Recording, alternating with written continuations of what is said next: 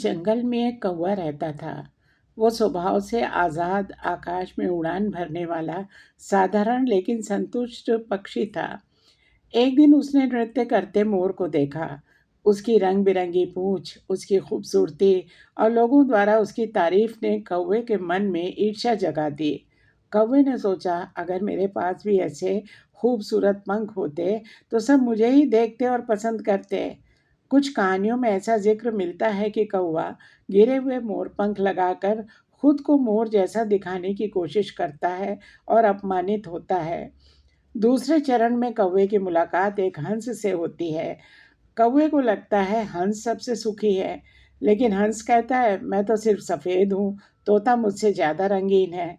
तोता कहता है मोर सबसे सुंदर है।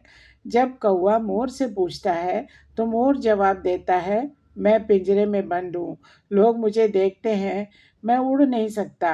अगर मैं कौवा होता तो आकाश में आज़ाद उड़ता। अब कौवे को एहसास होता है कि जिसे वो मामूली समझ रहा था, वही उसकी सबसे बड़ी संपत्ति थी, स्वतंत्रता। इस एक कथा में अनेक संदेश छुपे हैं। मूल नैतिक संदेश है, तुलना अनंत है, संतोष सीमित है। बाहरी प्रशंसा स्वतंत्रता का विकल्प नहीं हो सकती। हर वो जीवन जिसे हम संपूर्ण या आदर्श समझते हैं, भीतर से अधूरा है। मनोवैज्ञानिक विश्लेषण करें तो हर पक्षी दूसरे से अपनी तुलना करता है। कौवा हंस से, हंस तोते से, तोता मोर से, मोर कौवा से। इस तुलना से पैदा होता है असंतोष, आत्महीनता, कल्पित श्रेष्ठता। जैसे कि मोर देखने में सबसे ज़्यादा आकर्षक है, लेकिन स्वतंत्र नहीं है। दरअसल हर पक्षी अपनी अपनी खूबी का आदी हो चुका है, इसलिए वो उसे कीमती नहीं लगती। पंचतंत्र से अगर कहानी की तुलना करें तो उसमें विष्णु शर्मा द्वारा रचित पारंपरिक कहानियां भी ईर्ष्या और पहचान के संकट पर आधारित हैं।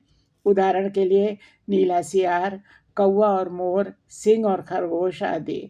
फर्क कहाँ पर है? पंचतंत्र का उद्देश्य राजनैतिक बौद्धिक शिक्षण है। कौवा हंस मोर तोता कथा ज्यादा मनोवैज्ञानिक और आत्मचिंतन से भरी है। बौद्ध और स्टोइक दर्शन से तुलना करें तो बौद्ध दर्शन में तृष्णा यानी इच्छा को दुख का कारण माना गया है। कथा में हर पक्षी दूसरों के गुणों की इच्छा करता है, यही असंतोष का मूल कारण है।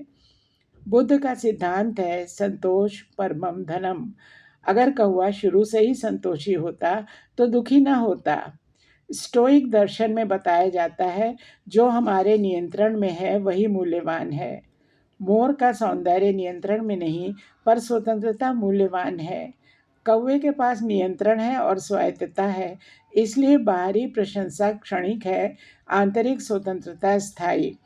समाज में अक्सर लैंगिक आधार पर भी मूल्यांकन होता है। स्त्रियों का मूल्यांकन रूप से, पुरुषों का शक्ति और गतिशीलता से। मोर की कैद इस विडंबना को दर्शाती है। इसलिए कौवा मोर हंस तोता कथा केवल बाल कथा नहीं है, बहुत बड़ा सच सामने लाती है। जो स्वतंत्र है वही वास्तव में संपन्न है। जो तुलना छोड़ देता है वही संतुष्ट होता है। नमस्कार।